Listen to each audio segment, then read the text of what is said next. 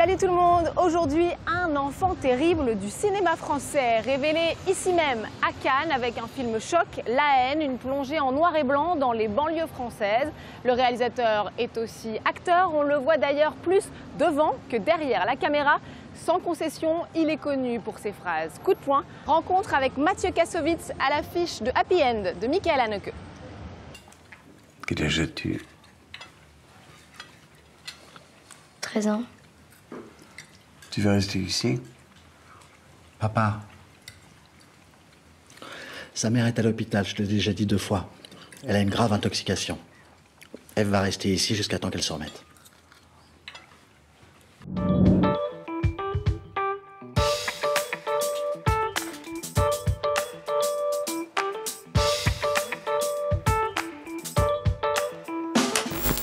Mathieu Kassovitz, bonjour. Bonjour. Merci beaucoup de nous accorder un peu de votre temps ici à Cannes. Alors Michael Haneke, c'est un des plus grands noms du cinéma. Il est en lice pour une 3e Palme d'Or. Mais quel genre de réalisateur il est sur un plateau? C'est quelqu'un de très agréable, de très... Si je vous dis qu'il fait la bise le matin, ça vous donne une indication sur le genre de personnage qu'il est. Michael Haneke a déclaré avoir peur que le public ne trouve pas Happy End assez choquant. Vous en pensez quoi, vous? Moi, je ne comprends toujours pas pourquoi Michael a peur de quoi que ce soit par rapport au public. Parce que s'il avait peur de quoi que ce soit, je ne comprends pas pourquoi il fait les films qu'il fait.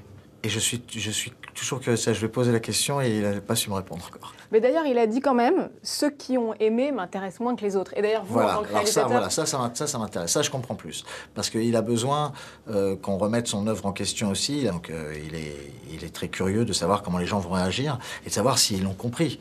Parce que c'est tellement subtil, son cinéma est tellement subtil que est-ce qu'il a tapé juste ou est-ce qu'il s'est raté? C'est la leçon qu'il doit apprendre pour son prochain film. D'ailleurs, c'est peut-être son film le plus subtil. En tout cas, c'est comme ça qu'il peut être perçu. C'est comme ça que vous l'avez approché? Et c'était tellement subtil que le scénario m'est tombé des mains. Le scénario est écrit d'une manière très technique. Il n'y a pas du tout de gras pour expliquer les émotions d'un personnage ou pour raconter qu'il y a un beau coucher de soleil à l'extérieur ou pas du tout. Non, c'est tac tac, la caméra va aller de là à là, le personnage dit ce texte-là, tout ça. Et quand Michael m'a dit, on a dit, t'as lu le scénario, est-ce que tu veux qu'on en parle? Et qu'on a dîné ensemble pour en parler, il m'a dit des questions, je fais non, aucune. J'irai voir le film. J'ai pas très bien compris, mais j'irai voir le film. J'ai pas envie de ce que tu m'expliques quoi que ce soit là, parce que ça m'intéresse pas. Ce qui m'intéresse, c'est d'aller voir le film. Et en tant que comédien, par contre, ce que j'ai compris, c'est que j'ai pas besoin de savoir. J'ai pas besoin de comprendre. C'est difficile, ça, non, d'arriver sur un tournage? Non, c'est plus simple quand on vous dise juste tu joues un père qui est gentil avec sa fille, plutôt que tu joues un père qui est gentil avec sa fille, mais qui sait que le truc et machin, bidule, est en relation avec les migrants du... Là, c'est juste sois gentil, donc ok. Rentre. Pose tes affaires là.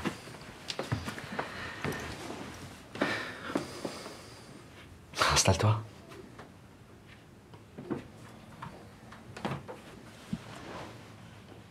Je suis désolé, c'est un petit peu improvisé, mais on va y arriver, d'accord? C'est ok, papa. Mathieu Kassovitz, vous êtes réputé ne pas avoir votre langue dans votre poche.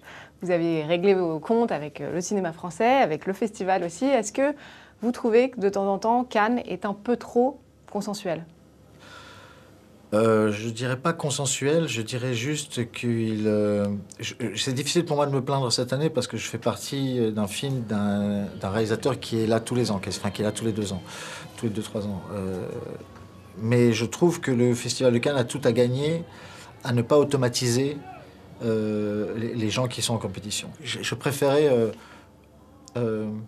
découvrir des nouvelles personnes souvent et puis ne pas me dire putain il y a tout le temps les mêmes abonnés, j'ai pas envie d'abonner, je trouve que l'abonnement n'est pas intéressant, voilà.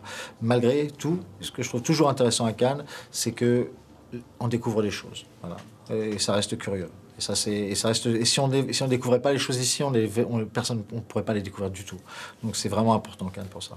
D'ailleurs, c'est ici qu'on peut le dire, vous avez été un peu découvert. Présentation de La haine en 1995, vous avez obtenu le prix de la mise en scène, vous avez que 27 ans. Vous ressentez quoi? 25 ans? J'avais 27 ans pour le film après on m'a enterré à Cannes. En 95, on a dit que j'étais le meilleur metteur en scène au monde. Et en 97, on a dit que j'étais le pire metteur en scène au monde. Vous ressentez quoi quand même quand vous recevez votre prix de la mise en scène à Cannes? Je suis content, parce que je suis un metteur en scène, je suis fils de metteur en scène, je suis un metteur en scène avant tout, j'aime l'art de la mise en scène, j'aime l'art cinématographique, j'aime les techniciens, j'aime la mécanique, j'aime la technologie, j'aime toute la contrainte du cinéma. Donc je suis un vrai metteur en scène pour ça. Donc pour moi, recevoir le prix de mise en scène, c'est plus important presque que de recevoir une Palme d'Or. Parce que la Palme d'Or, c'est le travail général de l'ensemble. La mise en scène, c'est pour moi. Et pourtant, ça fait, je crois, 7 ans qu'on vous a pas vu derrière la caméra, justement, si vous êtes metteur en scène à Vous quand savez, je suis un metteur en scène qui a eu beaucoup de chance de faire des films tellement différents à chaque fois et de faire des films qui n'auraient pas dû exister. La haine n'aurait pas dû exister, Assassin n'aurait pas dû exister, L'ordre moral n'aurait pas dû exister. J'ai eu beaucoup de chance de faire tous ces trucs-là et de faire passer vraiment ma voix et ma vision que je n'ai pas besoin de le faire juste pour le faire. J'ai besoin de faire les choses si je suis vraiment passionné par un sujet et c'est pas le cas pour l'instant. Jusqu'ici, tout va bien. Mais l'important, c'est pas la chute. La haine, à l'époque, mettait déjà en lumière les violences policières. Malheureusement, on ne peut pas dire que les choses aient vraiment beaucoup changé. Il n'est pas temps de faire un La haine 2 ou une suite qui s'appellerait autrement? Ouais, mais pourquoi vous me posez la question à moi? Pour moi, vous êtes le mieux placé pour la faire. Je suis un mec de 50 ans qui gagne de l'argent et qui n'est plus en contact avec les banlieues, le meilleur placé pour faire un film sur les banlieues aujourd'hui. Je ne sais pas si vous êtes plus en contact du tout avec les banlieues. Mais même si j'étais en contact encore, tous mes potes sont de là-bas, mais ils ont tous 50 ans aussi. Je connais pas les petites 20 ans, je connais pas les nouveaux moyens de fonctionnement, ils m'intéressent pas non plus. Parce que je l'ai vécu moi de mon côté, à mon époque, et puis je peux pas retrouver ces codes-là, donc je vais pas les chercher, il est impossible pour moi d'aller essayer de refaire un truc qui était... moi, à une époque, à 25 ans, je vivais là-dedans. Là, aujourd'hui, je ne vis plus là-dedans. Et même mes potes qui vivaient là-dedans sont plus là-dedans. Donc place aux jeunes, quoi. Place aux jeunes, ça fait longtemps que putain, je comprends pas, par contre, pourquoi il n'y a pas des gens qui ont pris ça sérieusement et qui ont retourné la planète aussi, tu vois. Alors si on vous voit peu derrière la caméra, vous enchaînez quand même pas mal les films en tant qu'acteur, 2 à 3 par an. C'est juste pour ça, non? Non, mais j'ai de la chance de tomber sur des... J'ai eu longtemps une avération. J'aimais pas ce métier parce que je me suis dit, je vais être obligé de faire la marionnette pour les gens qui me passionnent pas, et ça va me casser les couilles très vite. Vous dites que vous détestez qu'on me dise quoi faire. C'est vrai qu'avec le métier d'acteur, voilà, c'est un peu... Sauf quand la personne qui me dit quoi faire est quelqu'un que je regarde avec énormément de respect et que je veux apprendre de lui. Là, évidemment, j'écoute et je n'ai qu'une envie, c'est de me mettre à sa disposition. J'ai eu la chance, depuis 10 ans, de faire des films incroyables en tant que comédien, qui sont des films que moi, j'aurais voulu faire en tant que réalisateur. Que ce soit Le Bureau des légendes, que ce soit Anneke, que ce soit Munich de Spielberg, que ce soit tous les films que j'ai fait en tant qu'acteur, L'Illustre Inconnu, c'est des trucs que je me dis, mais j'aurais adoré faire ça en tant que metteur en scène. Donc je suis très satisfait en tant que comédien aujourd'hui. Ce que je n'étais pas forcément au début quand j'ai dû repartir à la comédie parce que j'avais plus envie d'être metteur en scène. Une question sur Le Bureau des légendes, puisque vous en parlez, c'est d'actualité, la saison 3. Voilà. Vous pouvez nous dire à quoi on peut nous attendre sur cette saison 3 ? Ah ben alors, Malotru meurt, épisode 3. Il est pendu par les djihadistes par les pieds et il est mangé par un petit cochon vietnamien comme ça. Marina, elle, en fait, est lesbienne. Elle finit dans un bordel à Jakarta. Enfin bon, sinon, il y a des spoilers, vous en voulez d'autres?